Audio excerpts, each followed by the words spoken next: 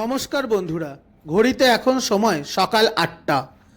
আজ আমি যাত্রা করতে চলেছি 68105 মশাগ্রাম বাঁকুড়া মেমু ট্রেনে। ট্রেনটি সকাল ৮টা ৫ মিনিটে মশাগ্রাম থেকে ছাড়ে এবং ১১টা ১৫ মিনিটে গিয়ে পৌঁছায় বাঁকুড়া স্টেশনে। যাত্রাপথে ট্রেনটি কভার করে ১১৮ কিলোমিটার এবং ভাড়া মশাগ্রাম থেকে বাঁকুড়া অবধি হলো ৩০ টাকা। মশাগ্রাম থেকে এই ট্রেনটি প্রতিদিন প্রায় ফাঁকাই থাকে, তো আপনাদের সিট পেতে কোনো অসুবিধা হবে না।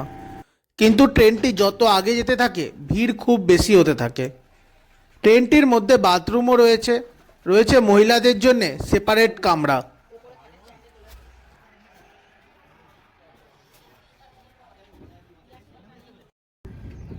ঘড়িতে সময় ঠিক ৮টা ৫ মিনিট। আমাদের ট্রেন ছেড়ে দিল মশাগ্রাম থেকে বাঁকুড়ার দিকে। আপনারা যারা হাওড়া থেকে আসবেন, হাওড়া থেকে মশাগ্রাম অবধি বর্ধমান লোকাল বা মশাগ্রাম লোকাল আসে। ঠিক ৬টা ৩০ মিনিটের লোকাল যদি আপনারা হাওড়া থেকে ধরেন, হাওড়া বর্ধমান লোকাল, সেই ট্রেনটি এসে পৌঁছায় মশাগ্রাম ৮টার দিকে। ওই ট্রেন আসার পরেই এই ট্রেনটি ছাড়ে, তো আপনাদের কোনো চিন্তার কারণ নেই। যদি হাওড়ার ট্রেনটি লেট করে, এই ট্রেনটিও লেটেই ছাড়বে। হাওড়া থেকে আসা সমস্ত প্যাসেঞ্জারকে নিয়েই এই ট্রেনটি মশাগ্রাম থেকে ছাড়ে প্রতিদিন।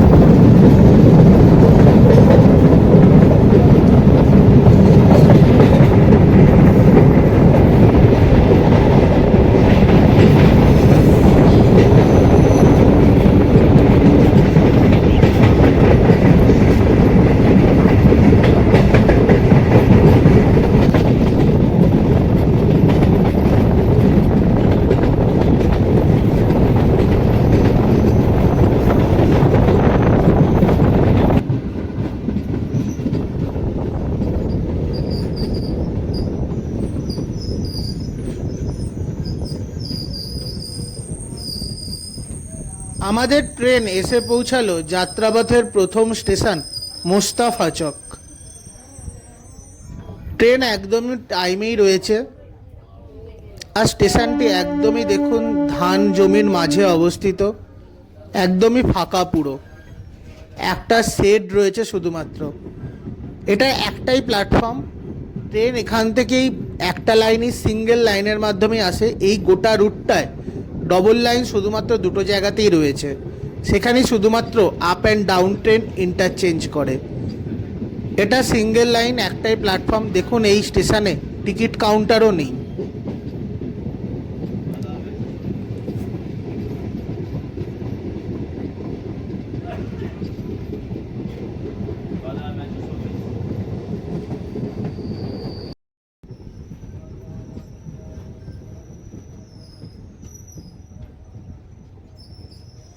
এসে পৌঁছালাম যাত্রাপথের দ্বিতীয় স্টপেজ হাবাসপুরে। এই স্টেশনটিও আগের মতোই পুরো ফাঁকা, ধান জমির ওপরেই অবস্থিত। এই স্টেশনগুলোতে তেমন কোনো লোক ওঠেও না, নামেও না, সেই জন্য এখানে কোনো টিকিট কাউন্টারও নেই। এই রুটটি সবেমাত্র শুরু হয়েছে। এই প্রজেক্টটি অনেক আগের থেকেই চলছিল, কিন্তু বন্ধ হয়ে পড়েছিল বহুত দিন, সেই জন্য তেমন কোনোভাবে শুরু হয়নি। আস্তে আস্তে এখানেও যত দিন যাবে লোক বাড়বে, এখানেও তেমন স্টেশনও উন্নত হবে, হবে টিকিট ঘর। ট্রেন ছেড়ে দিল হাবাসপুর থেকে। দেখুন গোটা স্টেশনের মধ্যে একটা লোকও নেই, না একটা লোক উঠলো না একটা লোক নামলো। যদি আপনারা প্রকৃতি এনজয় করতে চান তাহলে এই ট্রেন রুটটি অবশ্যই আসবেন। দারুণ দারুণ জাস্ট।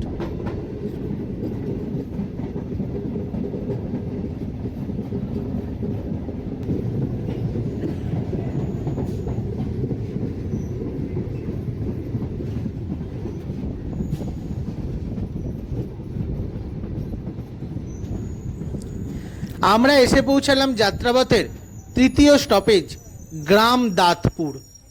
এই স্টেশনে তাও এক দুটো লোক দেখা যাচ্ছে, কিন্তু এখানেও টিকিট কাউন্টার নেই। এই স্টেশনগুলো মূলত যে যে গ্রামের ওপর দিয়ে গেছে সেই গ্রামের নাম ধরে ধরেই নাম দেওয়া হয়ে গেছে এই স্টেশনগুলোর, তাই নামগুলো দেখুন গ্রাম দাঁতপুর।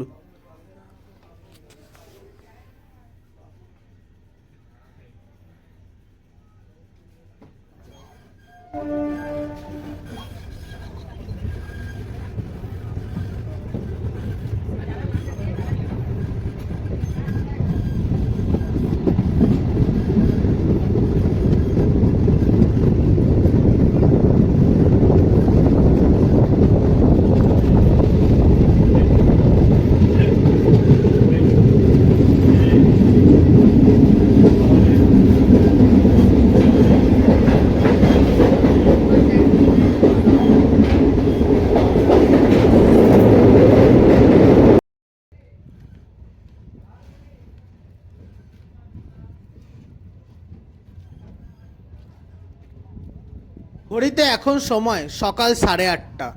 আমাদের ট্রেন এসে পৌঁছালো মাঠনসাপুর। এই স্টেশনটি একটু বড়, এখানে টিকিট কাউন্টারও আছে। এখানে স্টেশনের বাইরে টোটো স্ট্যান্ডও আপনারা দেখতে পাচ্ছেন। এখানে লোক তেমন ওঠানামাও করলো ট্রেনটিতে।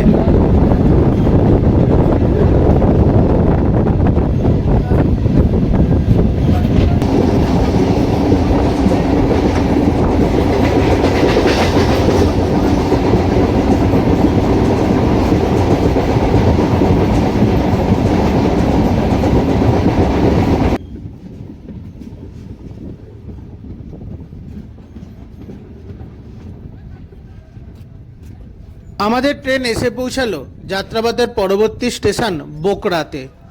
স্টেশনটি ছোট, কিন্তু এখানে অনেক লোকই ট্রেন থেকে উঠলেন এবং নামলেন। এবার ট্রেন আস্তে আস্তে ভিড় হতে চলেছে।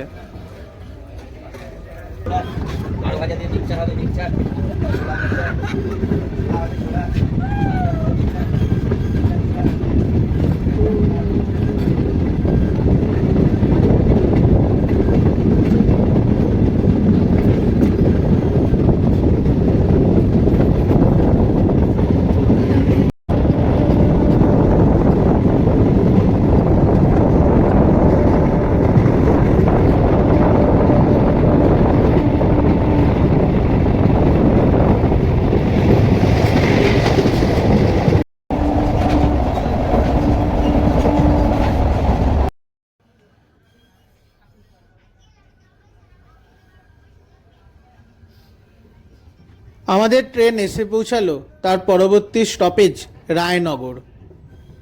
এই স্টেশনটিতেও কোনো টিকিট কাউন্টার নেই, একদমই জনমানবহীন। ট্রেন ছেড়ে দিল, একদম ঠিক টাইমেই ট্রেন যাচ্ছে, এখন অবধি কোনো লেট করেনি। এই রুটে ট্রেন লেট হওয়ারও কথা হবে না। লেট করার জায়গা আছে মাত্র দুটো জায়গায়, সেটা হচ্ছে যেখানে ট্রেনের এক্সচেঞ্জ হবে লাইনের।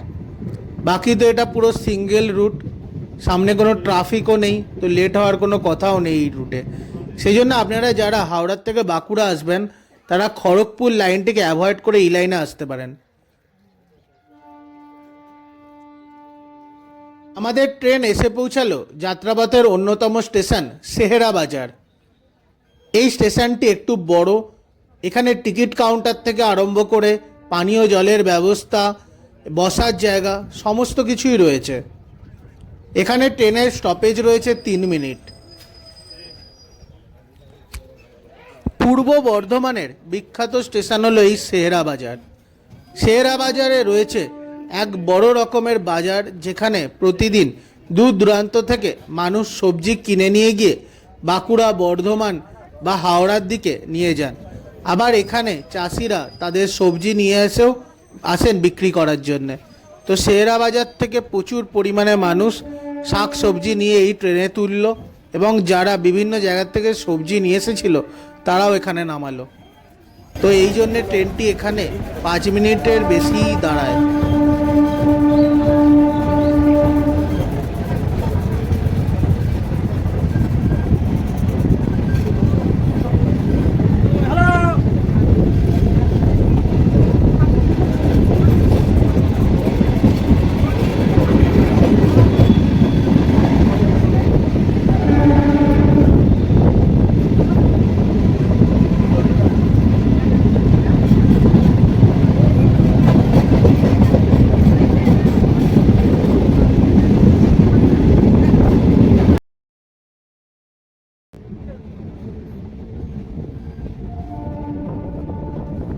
পূর্ব বর্ধমান জেলা পার করে আমাদের ট্রেন ঢুকে পড়ল বাঁকুড়া জেলার প্রথম স্টেশন পাত্রসায়ের।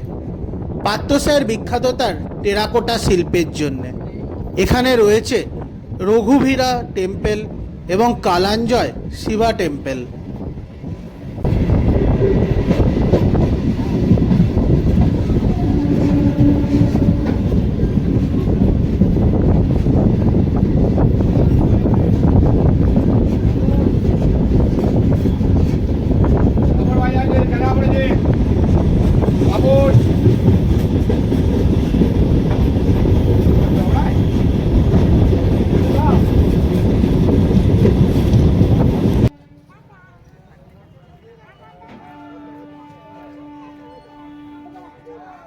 নির্দিষ্ট সময় থেকে 5 মিনিট লেট করে আমাদের ট্রেন এসে পৌঁছালো পরবর্তী স্টেশন ধগড়িয়াতে। এই স্টেশনটি একটু বড়। এখানে টিকিট কাউন্টার থেকে আরম্ভ করে সমস্ত কিছুই রয়েছে। এখানে প্রচুর মানুষ ট্রেনে উঠলেন এবং ট্রেন থেকে নামলেন। বেশিরভাগ যে স্টেশনগুলো বাঁকুড়া জেলার, সেগুলো একটু উন্নত স্টেশন, মানে সেগুলোর কাজ অনেকটাই কমপ্লিট হয়ে গেছে। আস্তে আস্তে বর্ধমানের দিকে যে স্টেশনগুলো আমরা পার করে এলাম, সেগুলো আস্তে আস্তে বড় স্টেশন হয়ে যাবে কিছুদিনের মধ্যেই।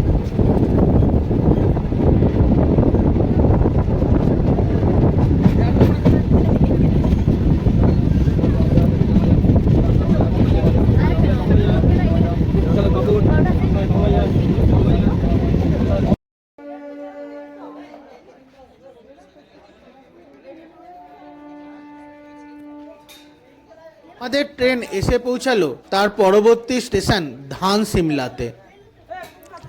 ঘড়িতে এখন সময় সকাল 9:45। এখানে অনেক মানুষ ট্রেনে উঠলেন। ট্রেনে এখন বসা তো দূরের কথা, দাঁড়াবারও জায়গা নেই, পুরো প্যাকড আপ। এই রুটের ট্রেনে বেশিরভাগ জায়গাতে প্ল্যাটফর্মে কোনো টিকিট কাউন্টার না থাকার জন্যে বেশিরভাগ মানুষ বড় স্টেশন থেকে, যেমন সোনামুখী বা পাত্রসায়ের, এই সমস্ত স্টেশন থেকে টিকিট কেটে নেন মান্থলি বেসিসে। আর এখানে যারা বাঁকুড়ার থেকে যাতায়াত করেন তাদের তো ট্রেনের কোনো কথাই নেই। তারা ইউটিএসের মাধ্যমেও কাটতে পারেন, আবার নর্মালিও কাটতে পারেন। আর এই ট্রেনটির আগে যাত্রাপথ দেখা যেত না হোয়ার ইজ মাই ট্রেন অ্যাপে। এখন ট্রেনের সমস্ত কিছু আপনারা হোয়ার ইজ মাই ট্রেন থেকে জানতে পারবেন, এবং ট্রেনে ইউটিএস থেকেও আপনারা এই রুটের টিকিটও কাটতে পারবেন।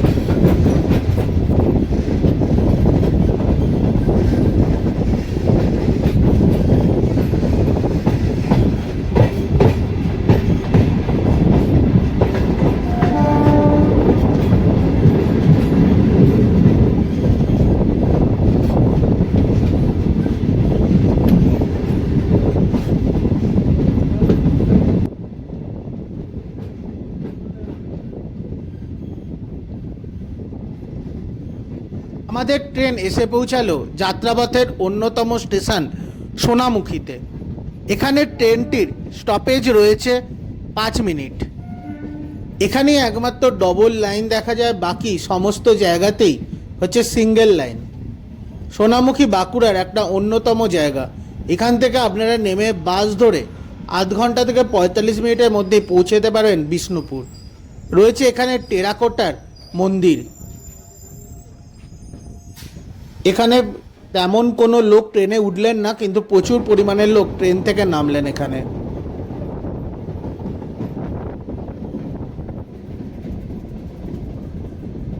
আমাদের ট্রেন এসে পৌঁছালো পরবর্তী স্টেশন বৃন্দাবনপুরে। এখানে ট্রেনের সময় ছিল আসার সকাল 10টা 18 মিনিটে, কিন্তু ট্রেন এসে পৌঁছালো 10টা 45 মিনিটে।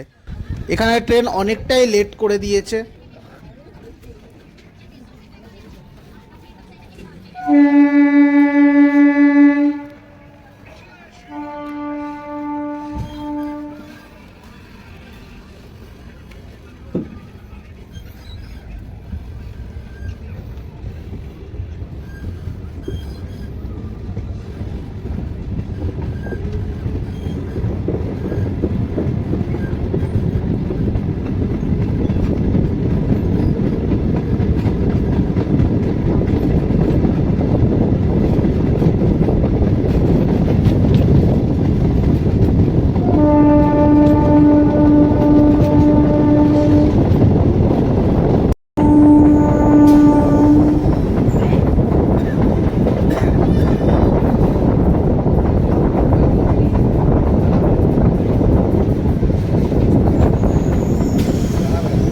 ট্রেন আমাদের লেট করেছিল, কিন্তু এখন ঘড়িতে বাজছে 10টা 10। একদম ঠিক টাইমেই আমাদের ট্রেন পৌঁছে যাবে বাঁকুড়া স্টেশনে। এখন বাঁকুড়া স্টেশনের আউট গেটে দাঁড়িয়ে আছে।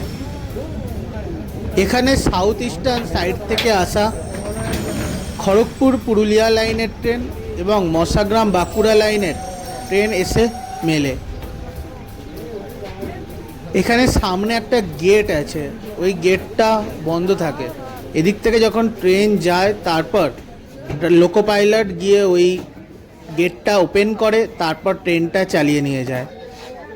এখান থেকে অনেক মানুষ ট্রেন থেকে নেমে যাচ্ছে। হয়তো এদের মধ্যে অনেকের কাছেই টিকিটও নেই। এগুলো একদমই উচিত নয়। যদিও এই লাইনে তেমন কোনো টিকিট কাউন্টারও ছিল না, আর বেশিরভাগ মানুষের এখানে টিকিট কাটার কোনো হেলদোলও নেই, না আছে এই ট্রেনের মধ্যে টিটি। তো এই স্টেশনের উপর দিয়ে ট্রেন যে যাচ্ছে এটাই অনেক। ট্রেনের এখানে লাভের থেকে লসই বেশি হয়। তাও ইন্ডিয়ান গভর্নমেন্ট বলেই এই রুটে হয়তো ট্রেন চালাচ্ছে মানুষের কথা ভেবে। তাই যারা যারা হয়তো ভিডিওটি দেখছেন, এই রুটের ট্রেনের ভাড়া খুবই কম। আপনারা যদি এই রুট দিয়ে যান তাহলে অবশ্যই ট্রেনের টিকিট কেটে উঠবেন, বা আপনারা যে কোনো রুট দিয়েই যান ট্রেনের টিকিট কেটে উঠবেন। আপনার একটা কাটা টিকিটেই হয়তো ভবিষ্যতে আরও অনেক রুটে ট্রেন চালাতে সুবিধা করবে।